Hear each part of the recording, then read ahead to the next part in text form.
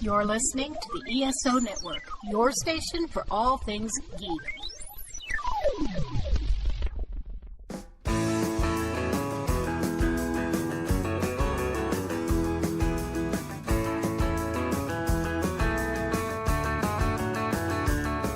Hey everyone, welcome to a hurriedly recorded introduction.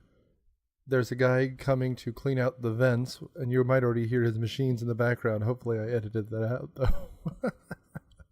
Anyway, so quick plugs. Today, obviously, we're doing a Keanu movie. Keanu Reeves is one of our favorites on the show, so I'm kind of glad we're back to Keanu Land, and a good action movie with that, so enjoy that. Second, I will be performing with Cineprov on Thursday, May 3rd, with the 1991, maybe? Matt Salinger, awful Captain America movie, produced by Menachem Golan. Though I don't know if it's a canon film or not, it sure feels like that kind of level of crap. And then finally, ESO's Patreon. Go to patreon.com/ESO Network. Thanks.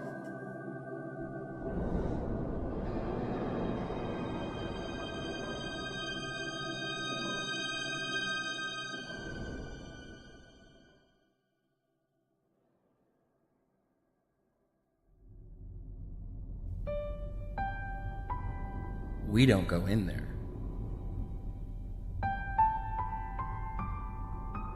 You don't want to go in there.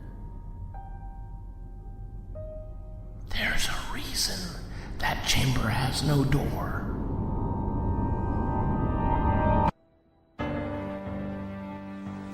What did she tell you? That it must have been a dream? Rookie mistake, Doc! Turn it up to 11 with Flask. Let's see what she's got. And smoke me a kipper. I'll be back for breakfast. No, Doc, it's a rational transaction. One life for billions. If you think that's impressive, wait until I get going. The answer's 1 plus 2 plus 1 plus 1.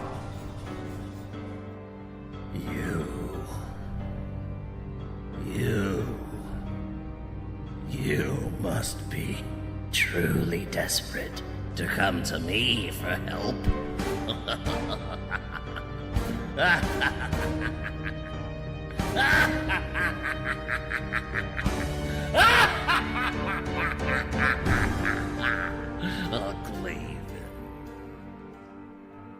Dr. Geek's Laboratory of Applied Geekdom. Season 3. Coming soon.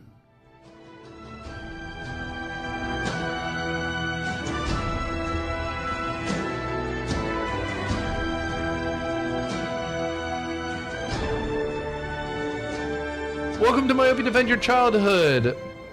This week we watched Speed, the prequel to Speed 2 Cruise Control. I'm Nick Hoffman, host of Myopia Defend Your Childhood and Riff on Cineprov, and on panel we have... Lauren. And... Hi, this is Daniel, and I've still got that goddamn Billy Idol song stuck in my head. Yeah, I don't remember which song you're talking about. The song over the end credits to Speed. Oh, sure. Speedening. Yeah. Speed. That's actually not inaccurate right there. Good.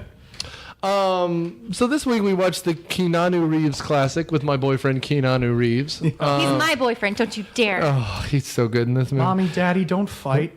He's so handsome in this movie. He really I have a thing for Canadians. I really do.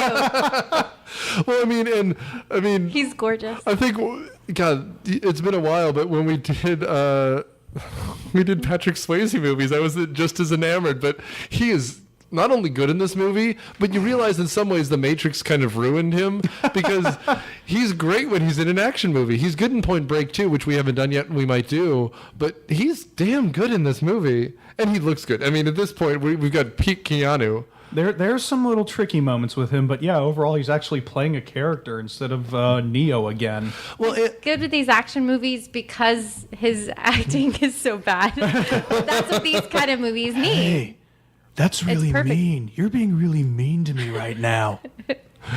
I mean, like his one little hissy fit where he finds out that Jeff Daniels dies, he's just like, That's pretty good. And he starts throwing around profanity. But we're all gonna fucking die. Pop quiz, asshole. You have a gun pointed at your head. What do you do? What do you do? I dodged the bullet. I know kung fu. I mean, now we're talking some saucy Keanu here. I'll be honest. I kind of try to see everything he's in. No, I mean it because Even Sweet November. I saw Sweet November. Oh, good Lord. He's not good in it, but he's one of the few actors who really tempts me in a way that Harrison Ford kind of does again now. In the mid-'90s, he didn't. He hurt my trust. Because, I mean, other than Air Force One, the 90s was a dark time for him. Clear and Present Danger was okay, and Yeah, the Jack Ryan stuff is good. I mean, and then he did, I almost said Independence Day 4. Indiana Jones 4, which hurt everyone. well, he was in some pretty bad shit before then, like Witness.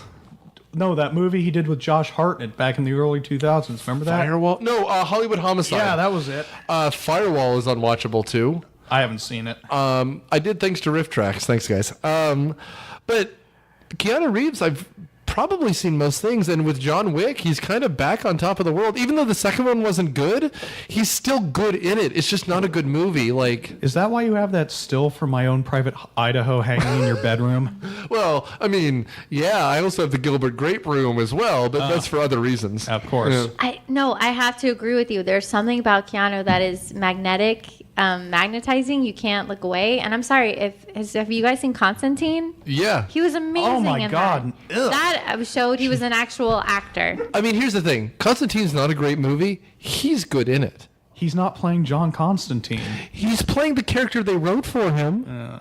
He can't change the script. Like, yeah, they could have hired David Tennant to be John Constantine and would have That been would have actually been good casting. Yeah, but it's not his fault they cast him in the movie. Him and who is it? Stellan Skarsgård? Yeah, I think so. And Rachel, what's her name from The Mummy? Rachel Weisz. Rachel Weisz. Yeah. Weisz, yeah. But I mean, they're fine in it. It's just not a good movie. He's the best part. I will watch He's a a Keanu Reeves movie. He's the opposite of Ben Affleck. Ben Affleck has no, in my opinion, screen, I know. Presence. You want to take no screen presence. You want to take your eyes away. Whereas Keanu, I feel you can't take your eyes off. I know it's a podcast, so nobody can see us right now, but Nick and Lauren look totally spent. Yeah, we're exhausted. I was twirling my glass of red wine until it was gone. Now he's taking out a cigarette and just slowly lighting it up. tapping it on the back of the cigarette case and just being like, "Oh, Keanu, my own private Idaho indeed." Oh, Daniel, give us a synopsis for Speed. We need Yeah, that, right? yeah, we need a summary. Well, I've already forgotten the title, but I think I saw a movie about a bus that had to speed around the city, keeping its speed over 50, and if its speed dropped, it would explode. I think it was called The Bus That Couldn't Slow Down. I hate you so much. I know you do. Well, yes, Keanu Reeves plays Jack, who is a member of the LA bomb squad. And there's this mad bomber, Howard, that's played by Dennis Hopper, who wants to get pension money because he had to retire from the Atlanta bomb squad early after he lost a thumb. So he's planting bombs all over the city. The first one, Jack and his partner Harry managed to fuse. So then he tries again a couple months later with the bomb on the bus. So Jack gets on the bus and tries to figure out how to defuse the bomb without getting the bus to slow down. Perfect. This is a game movie, right? Like, if you were writing a script, this is not a stellar script, but it follows every script of, like, some rule of script writing, right? Like, there's always a timeline. There's always a game in play. There's always, like... Right? Even the first opening, I guess it's almost a cold open, where there's a bomb in an apartment, or I guess it's a high-rise in downtown LA. Yeah. Right? Where there's a bunch of people in an elevator. There's a series of C4 bombs set up to kind of explode in sequence. And all they're trying to do, the bomb squad, is to get the people out safely. Yeah, which leads to that great moment when they get that woman out right as it's falling and her leg almost gets crushed. And you have this kind of interaction with Jack, Keanu, and anyone get... I almost said Daniel Stern. It's been a long day. Daniel Baldwin's name. Jeff Bridges. Oh, Harry something. Jeff Daniels? Jeff Daniels? Jeff Daniels, excuse me, not Jeff Bridges. Harry something. Harry something. Just Harry and Jack. Harry, That's fine. yeah. The two most American names you can muster. Mm-hmm. They're I partners. totally forgot Jeff Daniels was in this movie. It made my heart so happy. I saw this 9 months ago. Like I said, I forgot the first 20 minutes. Because I guess this was before Dumb and Dumber, obviously, and before he was It was right huge, at the same time, but yeah. actually, because there's that little in-joke to Dumb and Dumber in this. What? They're both named Harry? Well, I found this out on the Tribune. Apparently, there's a scene where Jack is standing in front of the pet shop that Jeff Daniels' character works for in Dumb and Dumber. That's funny. Oh. Isn't his name Harry in the Dumb and Dumber too? Harold and Lloyd, yeah. Yeah. Harold and Lloyd, I just got that. Yeah. God damn it. Yeah, okay, good. Nice. You need a minute. I do need a minute. Okay. You guys go ahead. So, effectively, Dennis Hopper plays this mad bomber from Atlanta, as you alluded to. He's amazing in this movie. He's the He best is. part of the movie. I mean, and I like Keanu in this, but the movie doesn't work with any other bomber. It doesn't. I mean, okay, you're an asshole. If you were casting this today, who would you put in that role? Who could you do? Well, me, obviously. Gary Busey. That's good casting. That's I good. think he'd be a little too old. Maybe Jake Busey. No. Jake Busey can't act. He has the teeth. He doesn't have the acting. I would say the problem is my thought was Willem Dafoe. Willem Unfortunately, Dafoe. he's in the sequel, which is a train wreck. The second one, which is unwatchable. That might be my most... Okay, we're pitching. Guys, I guess write in. Tell us if you want to do this. We were talking about, for next season, doing our most disappointed movies. Oh. This might be mine. Speed 2. Oh, I'd go with God. Blues Brothers Yes. 2000. Blues Brothers 2000 is up there for me as well, because I think the first one is a masterpiece. The second one has voodoo in it. And that's the best scene in the movie, is the voodoo scene. I mean, the music works. Other than that, nothing else works. Sandra Bullock has even said Speed 2 was the worst point of her career ever. Well, I mean, this was the first thing she ever really did, wasn't it? It was her first starring role. Yeah. I mean, she was Small Things, and like, this is charming. Her and Keanu have beautiful chemistry. Like, I get it. Really? Do you really think that? I think the last bit of it, they totally pull it off. Well, Okay, they I'm do gonna have to play devil's advocate and say that Another Keanu Reeves movie. I thought they had no chemistry. I Well, did not believe they were a couple at all when they kissed and when they're like. They had just met and I been don't in know. a traumatic Yeah, it moment. was like I don't know. Did you think it was because if he was kissing you, it would have been more passionate?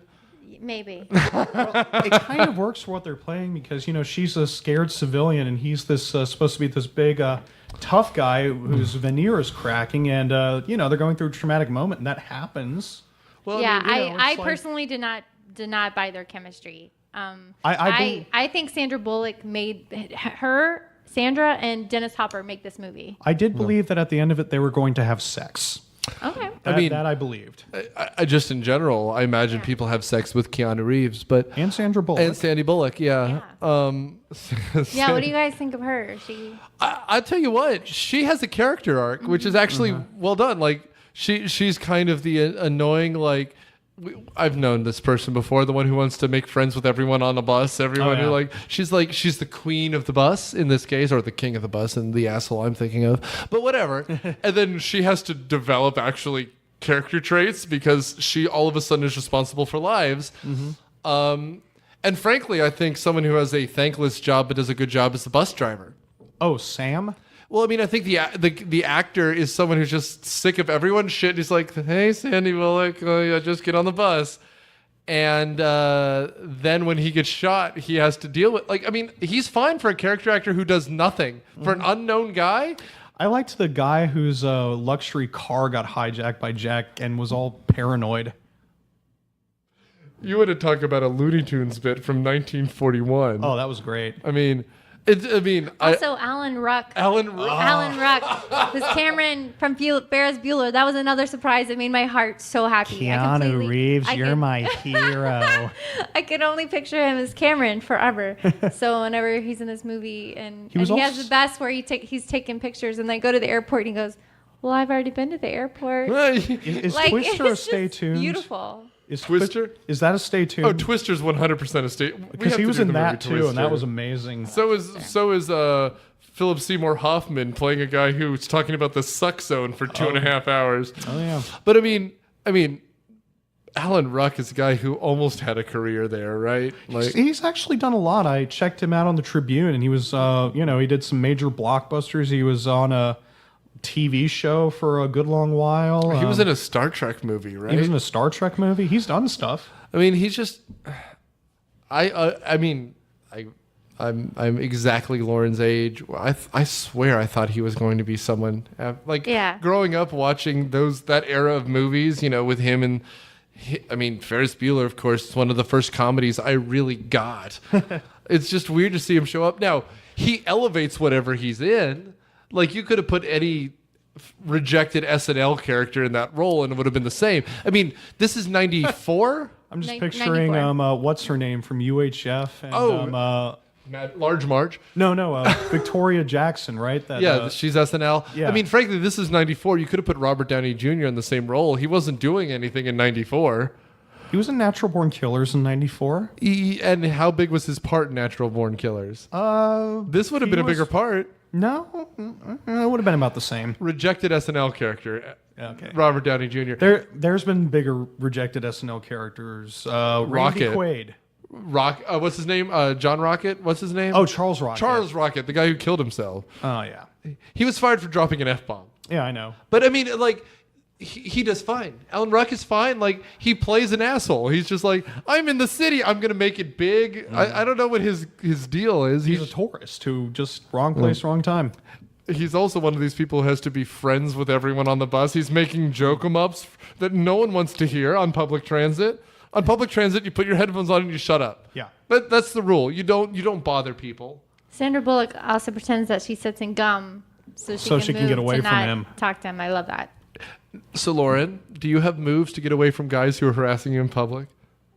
Yeah. If they ask for your number, you give a fake number. That's a good one because at least they go away. Or yeah. There was a weird old dude. Say, I have to go to the bathroom. You don't return.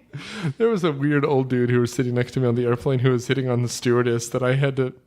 I don't want to say I saved anyone because I didn't, but I ran interference on some asshole who was hitting on a stewardess, and you're just like, leave people alone, man. Everyone's trying to just do a job. Like, you don't have to hit on nurses. You don't have to hit on stewardesses. Flight attendants. You don't have to hit on people. Just let people work. Yeah. Unless you're Keanu Reeves, in which case, fair game. Well, no. If you're Keanu Reeves, people hit on you. See, that's the opposite. I see. I mean, I'm sure he's had to make an awkward taxi stop somewhere in Chicago. I'm sorry, but I have to go to the bathroom. I just have to warn you, I know Kung Fu. I carry mace. Guts will get you so far, then it'll get you killed. Another thing he says in this movie. It is something he says in this movie. All right, kids who took notes. Where are we? So we talked about the bomb on the elevator. People get out. Keanu Reeves saves everyone. Randy Hopper. Dennis Hopper gets pissed off because he wants the money. He feels like his pension is deserved because the Atlanta PD cut him loose, even though he'd worked there for whatever. Thumb off. He wants vengeance. And so he's taking it out on LA because that's where movies are made. Yes. Months later, after... Well, they think he dies because he was wearing that vest, and then Jack shoots Harry after Harry had been taken hostage. So he just walks out the door laughing, and then the bomb blows up. I thought he lost his thumb in that bomb. No, it was because that's why... So he already had lost that? Yes. Yeah, that's why he lost his pension. I thought he lost that in that bombing. Don't worry, it's not well defined. Right. Okay. Don't you worry, you're not wrong. There's that scene where they both get accommodations, and then they party, and then it's supposed to be, I think, a couple months later, but it really plays like the next day is the whole bus thing. Yeah. Well, first there's that one bus that explodes after an old cop buddy gets on it. Right. And then the payphone rings. That was another nostalgic 90s wonderful moment. Yeah, that doesn't exist anymore. You see Pop quiz, hot shot. And then we have a really tweaked out Dennis Hopper who starts talking. The entire time I just kept expecting him to drop Blue Velvet quotes. I mean, sure. I just kept expecting him to start worshiping someone. You wouldn't have expected, like halfway through talking to Keanu, it's Daddy, you shithead, where's my bourbon? I kind of was expecting him to go, "Don't you see? I'm a god, man." I was thinking Apocalypse Now. It's the right kind of nut job. But effectively at this point, the game is set up. This is in I forget the asshole who wrote the book Save the Cat, but this is the Save the Cat screenplay, right? That's kind of what was bothering me about this point, because okay, it's going to hit every cliche that the premise requires. Like, there's a bridge jump scene, there's a scene where they start losing fuel, there's a scene where they have to drive quickly through traffic and crash into a bunch of stuff. Well, we'll get to this at the end, because I'm going to ask you this question, so I want you to think about it rather than talk for the next 20 minutes. No, I'm kidding. Yes, sir. But we did Die Hard around Chris Mahana Kwanzaa Don Wally, right? Yes. And we're going to do Under Siege later this season, spoiler alert. So this is Die Hard on a bus, kind of. Just like Under Siege is 100% Die Hard on a boat. Much more so than this is Die Hard on a bus. Yeah. And so, obviously, that means Die Hard is this quintessential action movie in some way. This comes out 14 years after that, almost? No, 9 years. 6, I think, after the original Die Hard. Die Hard is 85, 87? 88 or 87, one of the two. And so this is 7 years later. A lot has happened. And, that's, on one hand, the question, did this improve on the formula? Right? Now, so the game. Once the bus hits 50 miles an hour, if it drops below that, it's going to explode, man. That's it. And or so, if anyone gets off. If anyone gets off, which is important because Crazy Cat Lady explodes. Yes. I gotta get out the bus. And then she violates the rules and explodes because we told her it would happen. Well, the stairwell she was standing on explodes and she gets run over by the tires. As we hear dunk dunk, which is kind of funny. And I'm the asshole, you're the one laughing at a poor dead lady. She deserved to die. You violate that. It's like if... I mean, I realize if a Saw movie happened to me, I would be the guy who accidentally trips and kills himself in the first 30 seconds. I'd be like, all right, let me just figure out the whoop, dunk, sklang. That would be me. But if the killer sets up rules, man, you don't break the rules. Her character is dead meat from the minute we meet her because she's kind of annoying. Yeah. And then you realize someone has to die. It's going to be either her or the Latino guy who shoots the driver. Yeah, the driver gets shot. The driver gets shot, and she goes, "How come he gets to get off? How come he gets to get off?" The first action set piece of that sequence is literally Keanu Reeves trying to get on the bus. Like you said, he hijacks the guy's Jaguar, or Jaguar, as you say in the commercials. Yes. Please, go ahead. And from there, first there's that great scene where he's running next to the bus because it hasn't started going fast yet, and he breaks its window. And then he manages to get on, and that one guy pulls a gun on him because he thinks that since he's a cop, he's there to arrest him. I'm sorry. Another reason I love this movie is all the cheesy 90s, just the lines. When he's trying to break the glass and get on the bus, someone goes, "Man, that guy really wants to get on the bus." I can't be late again for my shift at PetSmart. That was a good piece of acting, though, by Keanu when he's trying to defuse the situation by saying, "I'm not here to get you. I'm just a guy. We're just two guys on a bus. I don't care about your crime. I don't care what you've done." And then what's his name? Ortiz grabs the gun and shoots him, and you're just like, oh, fuck. There's this moment where everyone on the bus kind of just goes, oh shit, things are happening. I will say it must be hard, and I don't plug other better podcasts often. There's a podcast called I Was There Too, where Matt Gorley interviews other people on the bus, and they're talking about this, but it's hard to get this right, but you literally have people have to react as though they don't know what's happening at this point. And then eventually you have people who know what's going to happen, know the game has been set up, because... I mean, I don't know. I'm not a bomb guy.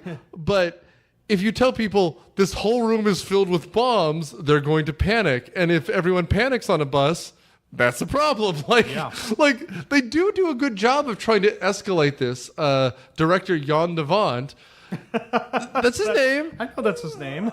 But this works out well. It's funny how the next one he's like, we had a script, and then I had a dream about the boat hitting a dock and running into a city. So I threw out the script and just started directing. See, I thought that the Speed 2 was like originally the script for Lethal Weapon 3 or 4 or something, and they just rewrote it. I always got the feeling that Lethal Weapon and Die Hard movies were never scripts. They were just like, this movie could be a Die Hard script. No, that's exactly what happened originally. I just remember leeches. Speed 2. Leeches. That's the only thing I freaking remember. Oh, yeah, because Willem Dafoe used... He has like copper poisoning or something, and he uses the leeches to suck it out of his blood, I think. Yeah. It's not a good movie. No. I guess stay tuned. In fairness to this movie, I do think it was new. I mean, it did, the script make it fresh and new. I mean, I had never seen a movie similar to that before. I do think it does a good job of trying to make it unique. I'm with Lauren here. Like, I know what you're going to say because I read your thoughts and they're gross. But, I mean, here's the thing. Die Hard is pitched is a different pitch than this. Mm-hmm. This is action constantly. Die Hard is him setting up his next attack. This is stuff happening to Keanu Reeves, which is a different setup. I don't disagree that it's different from Die Hard, and I'm sure back when it first came out, it was, I can see why it would be exciting. It's just that since then, that formula's been done so much by so many other people, it just doesn't seem as fresh anymore, and But at the time. So what you're saying is this is like the Citizen Kane of action movies, where well, Die Hard's the Citizen Kane of action movies. This would be more the Magnificent Ambersons of action movies. I will say I would have loved to see a big fat guy like that being the villain. He should have been a Bond villain too. Ooh, Orson Welles. He was in the original Casino Royale that had Woody Allen Yeah, in it. that's not worth mentioning. But otherwise, I don't know. I love this movie because, I mean, I almost say it's restrained. They blow up a plane at the end, which is kind of great. And it's real explosions because it's 1994. And real squibs and stuff. So, that's one thing about the shooting scene. That was actual, it was fake blood, but there was actually something there to react to. Well, and can we talk about this? Why the hell did they blow up a plane? I did not understand that part. It was an empty cargo plane that was being towed. How did he know that? He didn't. It was luck. Okay.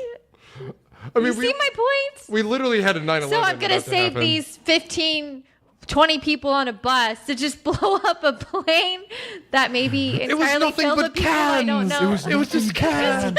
It was just a plane filled with cans. That was the greatest. That was the funniest scene. Wasn't it, baby? It was just cans. We're okay. There's a scene right after they get off the freeway where Sandy Bullock is trying to do that massive turn where the bus almost flips over. And in the end, there's this woman with a baby carriage, and she doesn't see it and hits the baby carriage, so she's panicking. We have a real Sergei Eisenstein scene as the baby carriage just flies through the air. And then it's filled with cans. And then Keanu Reeves looks back and goes, "It was cans!" And she's freaking out. She's like, "Oh my god, I killed a baby! Oh my god, I killed a baby!" But why did they blow up a plane? I don't understand. To make it look cool for the cameras. Just for cool. Okay. Because they had the biggest pile of cocaine they could afford, and they were like, "What if it was an airplane that explodes too?" And I'm pretty sure they do say at one point, or it's shown at one point, that the plane was an empty cargo plane that was getting towed. I'm sure someone. I just remember the one guy running out of the front going, "Oh shit." Yeah. And then it explodes. In Hollywood terms, if you see a guy running out before something explodes, that means everything's okay. Oh, okay. I was going to say, you know what I think it was, honestly? I think that they had it without someone saying in ADR, "Oh, good, the cargo plane." And it was actually just supposed to be a plane, and then it tested poorly. Maybe. And so they were just like, "Thank God this passenger plane was empty." Like, well, after the bus explodes, in order to trick Howard, they do that scene with and this is old school, where they record a video. Yes. This is cool. Of Homer, Lenny, and Carl working back in the 70s.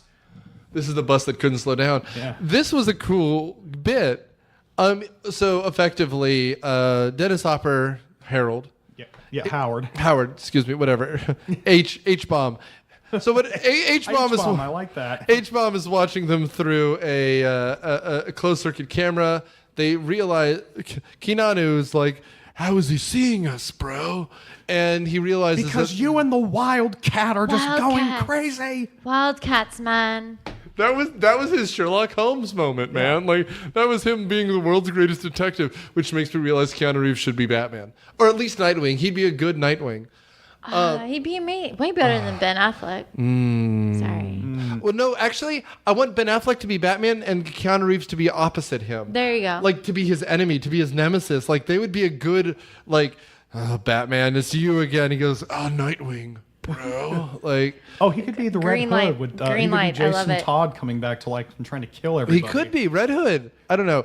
Hollywood, give me money. I'm so We don't cold. own these characters, but by God, we know how to use them. How have they not hired us yet? Anyways. I'm so cold. I need money. But I don't even know where we are. Oh, okay. So we're talking about how he knows where they are. He's watching them through a closed circuit camera hidden behind the double-sided mirror, and he realizes this. Keanu realizes this, so they do a loop of the tape thanks to the camera company from It was the news crew that was on site trying to get the story of this bus in the terminal. They intercept the signal and they realize this. So what they do is start looping footage. And what's cool Nobody here, move. Just act natural. just like I am right now, act so natural. Wigged out. And the neat thing about it is not only does it kind of work, that when it doesn't work, they notice the glitch in the footage. Like everyone actually does the role that they would have actually played. Yeah. That I think is well done. It's not like something obvious. It's not like someone turning too quickly and making a blur. There's a single frame glitch, which a crazy person would note, right? Yeah, and he doesn't note it for a while too, and that was a great freak out when he realized that they tricked him. Yeah, I mean, no. they cast the star of this movie might be the casting director. Honestly, whoever he or she was, like nailed this. Everyone is strung out. Like we haven't really talked about this, but at a certain point, when they figure out who the Mad Bomber is, which is what they call him, the Mad Bomber, most of the movie. Yeah. They go to try to seize his house, try to get him. The whole house explodes, and the guy leading the charge is Harry, Keanu's old partner. Yeah. And there's a moment where the house is about to explode. He sees the sensor, and there's just look on his face like, well, fuck. Like, he recognizes that he was bested for just a second, and that's a hard look to get, but they get it perfect. I mean, that's what charms me about this movie, honestly. It's those little in-between moments, because it's hard to have a lead action man. And, yeah, your Nick Cages, your Bruce Willis could do it, but Keanu here is actually given a lot more to do than most. I think he does fine. He does. Cans. It was just cans. No, I agree. So he finds out that you think it's all over, right? Yeah. You think we're done. They're going to catch him at the money drop. and they're going to catch him at the money drop. As to where to leave the ransom. Yeah, and then Dennis Hopper freak out, realizes it's not accurate. So then he kidnaps Sandy. He puts on his old police uniform, and since Sandy doesn't know what he looks like, he just comes to us like, ma'am, we're going to have to move you away from here for your safety. Well, Jack said, yes, Jack's the person that contacted me. He wants you to make sure that you're clear of here. You'll follow me, and, he plays that well. Well, and what I will say about this, too, is this is where I agree with you, Daniel. This is one scene too many. When we end up on the subway and there's another 20 minutes... I thought once, like, if you had ended it when they got off the bus, Yeah. or 5 minutes debriefing, they even have a final line. You know what, son? I'm giving you the end of the day, or the day off, or whatever he says. Fine. Credits. Like, that's it. That's all you need. Right. But then we have 20 more minutes where they're in a subway, and again, just like earlier, where the highway wasn't completed, all of a sudden... The track's not completed. This city really has a lot of construction. It's terrible. I know, it's a subtle political message, Lauren. Yeah. If only they'd finish Marta, we might have a movie here. Well, and Dennis Hopper gets decapitated by that signpost. Oh my God. Nice scene. Which Smarter than Keanu you. Reeves' last line is, I'm taller. I'm smarter than you, Well, son. I'm the one with the Oscar nomination, Keanu. How does he not have He that? lost his head, Nick. He lost his head. He literally lost his head. That was the John McClane line right there. Yeah. I mean, and again, I kind of love that scene. I love the interaction between him. I'm smarter than you. I've outsmarted you. And he Well, goes, do you think "Yeah." the point of the the subways because Sandra Bullock is handcuffed to the pole, and Keanu, like the hero he is, I don't have the key. Stays with her because he doesn't have the key and can't release her. So he's a hero and stays with her. So do you think that's the point? Is so the point was he's just to with get a her, good and third so act. But I mean, to fall even more in love. Lauren, like, save her. yes, that was the point. But they were also the last two people on the bus. Mm-hmm. Like, he did, like, literally save her on the bus. I mean, the point is, are you the key master? I'm the gatekeeper. The point is literally, well, where can we go from here? Yeah. Why not a subway? Brilliant. Okay, is there anything else in LA we could explode public? Yeah, right. Like we've blown up a plane, we've blown up a bus. Can we blow up taxis? Taxis are small. Let's blow up a subway. And you're just like, all right, buddy. All right. Do you have any downers or? We got the subway under contract for another 4 days, and by God, we're using it. Someone bought it. They forgot they had bought it. Oh shit! We need to film 3 more scenes. I mean, frankly, if you cut that out, it's a tight 90-minute movie. Yeah. Like even with credits, this movie's like 150 minutes or an hour and 50 minutes. The only thing that really happens there is that Howard dies. Howard dies. He gets decapitated. He loses his head. Mm-hmm. But other than that, there's one more kill. They kill the train conductor. They blow up the train. Then they possibly kill hundreds of workers underground. We see people kind of diving out of the way. Yeah. But I mean, other than that, like you said, it sets up their romance just a smidge more because at the end, he repeats the line. She says, like, when they get off the bus, she has the line, relationships that start under extreme circumstances never work. And then the last line is, him saying it back to her, I've heard that relationships that start under extreme relationships never work. And she goes, well, we'll have to base our relationship around sex then. Is that thing I read in the National Geographic once? Whoa. He doesn't read National Geographic. He looks at the pictures. Whoa, an elephant. Whoa, that's some good lighting composition that this photographer's using. Man, that poor Afghani girl. Like, that's... Geez. I mean... Whoa, that really touches my heart. Are we doing Bill and Ted's? We were going to make a topless African joke, and then we thought a bit better. We were better people. Are we doing Bill and Ted's Big Adventure, by the way? This is the most excellent adventure we've done. We've done both of them already. We're going to do the animated show, I assume, at some point, too. Just to get back into George Carlin territory. God, we've talked forever. This is such a fun movie. I know Daniel hates it forever. I hate it. But we should get to our final judgment. We'll start with you, Lauren, then we'll go to Daniel, then I'll finish. Lauren? No, I loved it. I had not seen it since the 90s, and it totally made my heart happy. Loved it. 2 big thumbs up. I love the cheesy 90s. I love all the action, and the casting is fabulous. I agree the casting director might be the winner here. So completely love it. I don't hate the movie. I actually like quite a bit of it because they did take a kind of hackneyed action script from the 80s. I mean, it really could have been a Die Hard or a Lethal Weapon movie, but it's like, you know what? We're not just going to make a knockoff. We're going to make it as best we possibly can. We're going to get a great cast. We're going to actually have some really tense moments. We're going to actually have characters you care about. Mm-hmm. So it works, and it works really well. And I can see why back in the 90s, everybody, myself included, really enjoyed it. These days, since, everybody's continued to emulate that formula, I just don't think it's aged as well. But I mean, for like a hangover movie or like, oh, it's Sunday at 4 o'clock. I have to go to work the next day, but I can't really do anything. What do I do now? It's a perfect movie to watch. It is good. It's good. I just don't know if it's as great as its reputation suggests. See, my thought on this is, I guess, similar but different to Daniel, only because I hate him. In the mid to late 80s and early 90s, you had 2 kind of action movies. You had the beefcake movies, your Stallones, your Schwarzeneggers, your Dolph Lundgren-y, your Jean-Claude Van Damme. You had your beefcake movies, and then you had your action movies. To me, right? And then so this is where you have your Seagals, your Willises, and your Keanu Reeves in this case, even though he didn't do many of these movies.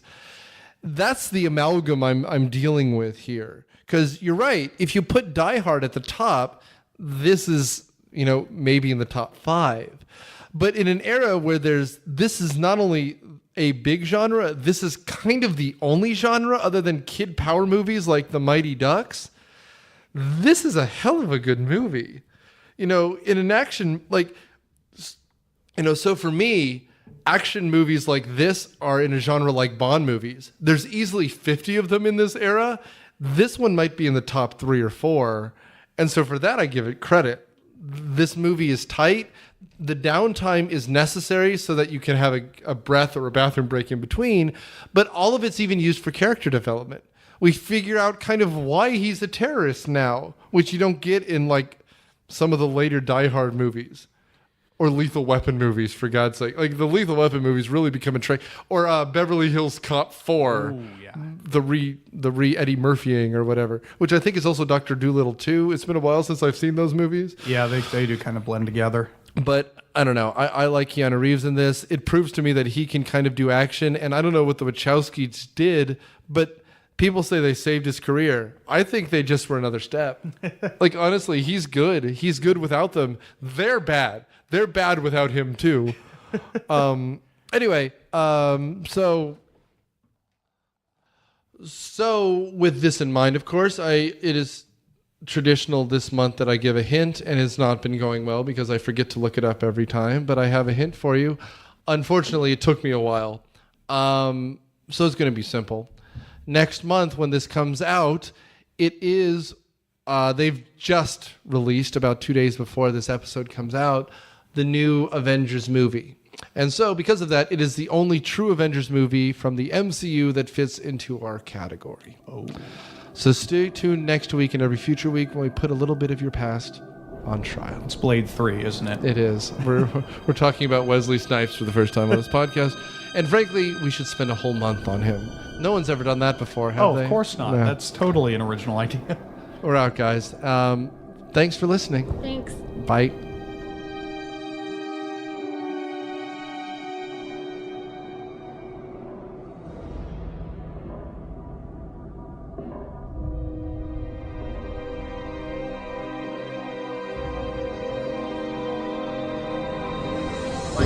Childhood is a member of the ESO network and produced by Blue Letter Podcasting. It is hosted by Nick Hoffman. It is edited by Nick Hoffman and Candace Burns. The theme song is Caroline by the Serenaders, and their music is available on Amazon. Please rate and review us on iTunes, Stitcher, or wherever you get your podcast.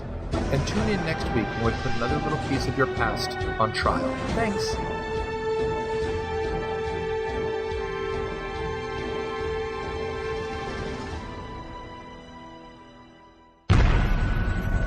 This has been a broadcast of the ESO Network, your station for all things geek, classic, current, and beyond. Be part of the crew at ESONetwork.com.